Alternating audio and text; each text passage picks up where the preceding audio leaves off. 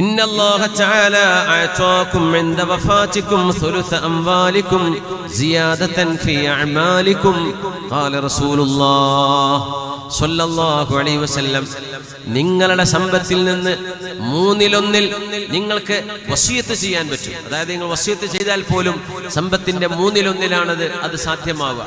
മരിക്കാൻ കിടക്കുമ്പോ ഏകദേശമൊക്കെ സക്കറാത്തിലേക്ക് നീങ്ങിക്കൊണ്ടിരിക്കുകയാണ്.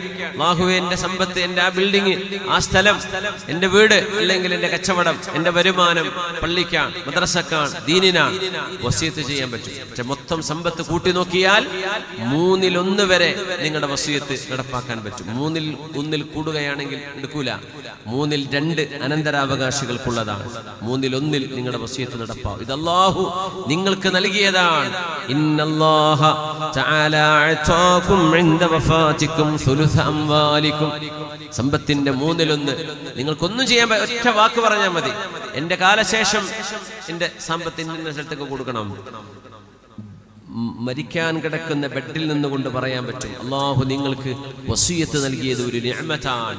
സിയാദതൻ ഫീ അഅമാലികും, നിങ്ങളുടെ അമലിന് നിങ്ങൾക്ക് വർധനവ് ലഭിക്കാനെന്ന് മഹാനായ റസൂലുള്ളാഹി സ്വല്ലല്ലാഹു അലൈഹി വസല്ലം. യാ അല്ലാഹ്.